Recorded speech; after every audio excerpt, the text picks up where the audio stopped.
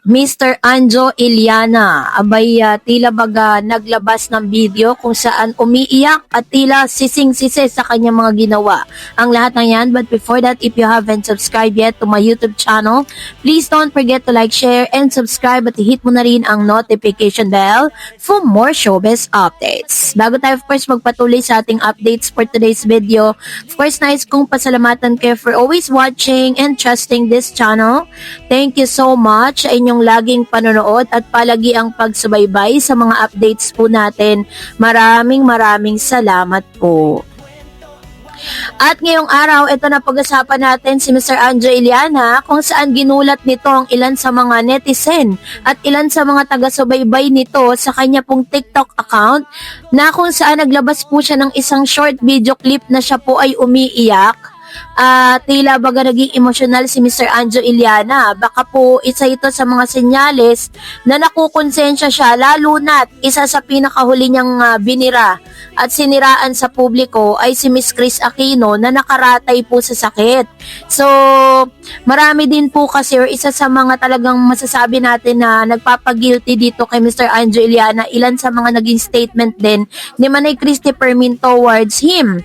Dahil marami na nga po mga artista na iwas kay Anjo Iliana dahil daw di umano sa pagiging taklesa nito.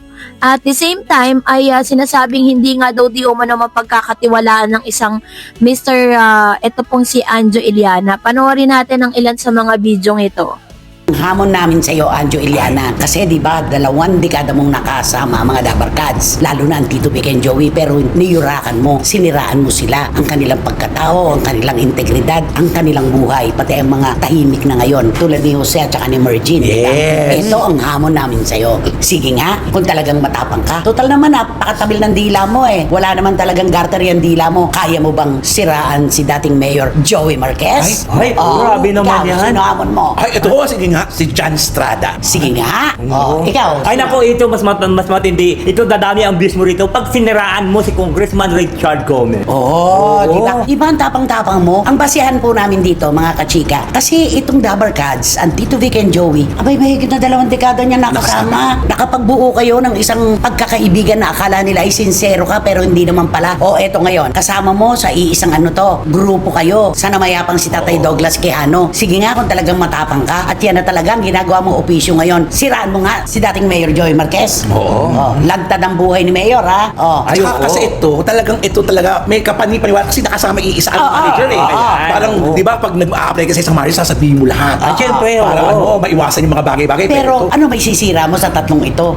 Ang libro ng kanilang buhay ay nakabukas na sa publiko. alam na. Ano pa ang ipaninira mo sa kanila? Maliban na lang kung talagang gusto mo nang wasakin ang istorya ng pagkakaibigan nyo. Yun lang naman. Ay, naku. Di ba? Alam mo, kung meron tayong marinig, isa sa mga nabanggitan, exciting yan. Ay, oo naman. Pero patulang kaya siya? Ay, pakiramdam ko, kung hindi nga pinatuloy ng Senate President, Senator, di ba? Ni Senator Raffy Tulfo. Oo. Palagay mo papatol? Ay, hindi. Ano nga ang sabi ni Richard nung ma-interview natin? Ano ba naman? Nagulat nga ako noon kagigising ko noon. Nakita ko na lang, may video si Anjo. Naisip ko, ano kaya nakain ito nung gabi? Di ba? Yan ang sinabi ni Goma, ha? Mabait naman to kaya lang ewan ko kung ano nakain nito. Nako, kay Jan, wag siyang ganyan. Iba si Jan. Iba rin magsalita dito. Papatulan siya nito. Papatulan siya. Di ba? Baka magsabi, bro, ano sinasabi mo? Di ba ganun yan? Patunayan mo nga ano resibo mo. Ganun yan Si Mayor Joey Marquez, palagay mo. Ay, tol. Tol. Palagay ko hindi siya papatulan ni Mayor Joey. At saka kilala nila Kilala. Kilala nila. Hindi mo na mauulit kahit kanino ang ginawa mo sa Dabarkads, sa Itbulaga at sa Tito Vic and Joey. Alam mo ngayon, meron tuloy nakikisakay. Meron yung kay Julia Clarete. Mga iba-iba. Mga retrato. Ganun pa lang AI, ano? Opo na, wala na talaga, napakadelikado na ngayon, lalo kung hindi ka talaga sa computer. Pag first time mo lang na wala kang alam sa computer, magagulat ka. Kaya kawawa yung mga hindi nakakaintindi ng AI. Nabibiktima po namin sa inyo kung bakit po ba ang mga artista ngayon ay umiiwas na talaga kay Anjo Iliana para siyang may sakit, nilalayuan. Napakahirap yan. Bilang artista, tapos makakatrabaho mo ngayon sila. Tignan ko kung May lalapit pa magtisiwala pa sa kanya. wala na. at kung mabibigyan pa siya ng proyekto. Ayun na nga, yung question mark na yun Bibigyan pa kaya siya ng trabaho? Naku, napakahirap nito. Diba? Okay, simulan na natin. Sino-sino po ba talaga ang kanyang siniraan sa Ayon po sa mga bidyong inilabas si Minay Christy Permin, ay nakarating na po sa mga kaibigan ni Mr. Anjo Iliana ang kanya mga nilalabas na mga sikreto at statement sa publiko. So dahilan kung bakit naglabas din si Mr. Anjo Iliana ng kanya pong parang nag-a-apology po siya sa bidyong ito. Let's watch this. Miss na rin kayo at kamusta kayo lahat dyan? Sana'y nasa mabuti kayong kalagayan. Ang daming balita sa news. Pero yun nga, kung napansin nyo ay halos isang linggo na po akong medyo tahimik. Hindi na po tayo nagkikwento.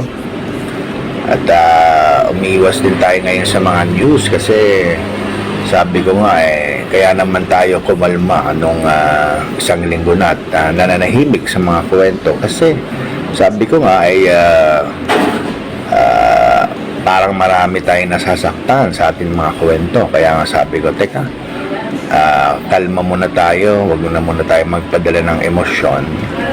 Kasi siyempre nakakakonsensya din kung tayo ay nananakit ng mga inosenteng tao. Kaya ngayon umaga po ay tayo po ay bumabati sa inyo at nagsasabi din na kung meron pong mga lumalabas na mga kasi nabasa ko kanina na naman, unang basa ko wala daw akong tigil sa pagkwento. Alam niyo naman isang linggo na ako ng tahimik. Isang linggo na po tayong hindi na po nagkikwento at na-explain ko nga ito kung bakit.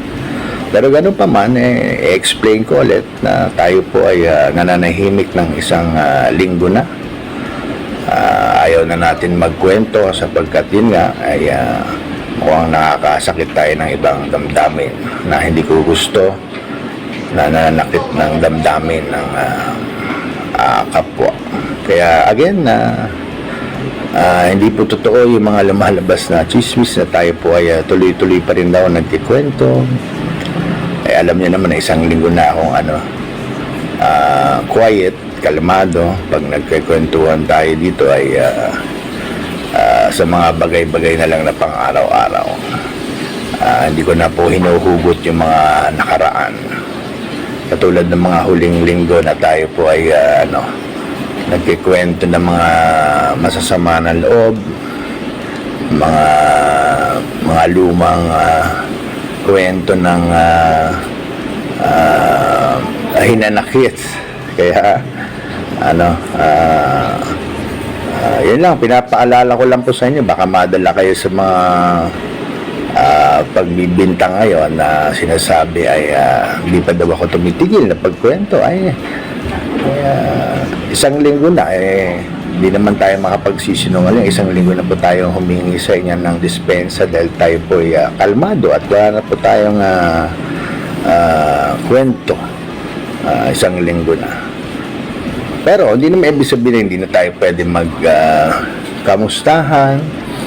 At yun nga ang ginagawa ko itong huling isang linggo ay kinukumusta ko na lang kayo sa bawat lugar niya sa Pilipinas. Kaya I'll see you soon at good morning sa inyong lahat. At have a nice weekend. It's a Friday. Yes, it's a Friday. Have a nice weekend po sa inyong lahat. Thank you. Bye-bye. Base po sa kanyang mga statement, sinabi niya na ayaw niya na daw makasakit ng damdamin ng iba kung kaya't nanahimik na siya for 1 week, no, nitong mga nakaraang linggo, ay hindi na po siya naglalabas di umano ng mga sikreto ng mga taong nakasama niya. Sinasabi niya dito na talagang may nakukonsensya na or maaring may nag-advise dito kay Mr. Anjo Iliana kasi totoo naman po yung sinasabi ng ilang mga showbiz critics na imbis na ilapit niya yung sarili niya sa showbiz, ay ang kanyang ginagawa, inilulubog niya yung sarili niya sa kumunoy, kung saan mas lalong marami po siyang, imbis na makakuha siya ng maraming supporters, ay mas dumadami po ang nagagalit kay Anjo. Kaya nga, as I've said po sa mga recent updates ko po sa inyo, if nagwa-watch kayo ng kanyang live videos, ay halos hindi na nagbabasa ng comment section si Anjo dahil sa dami ng mga taong nagagalit sa kanya matapos niyang siraan at upakan isa-isa ang ilan sa mga Dabber Cats, no? Ang mga Itbulaga viewers at ang mga TBJ na mga defenders, no? So, salamat po at ano pong inyong masasabi patungkol dito, mag-comment kayo sa comment section.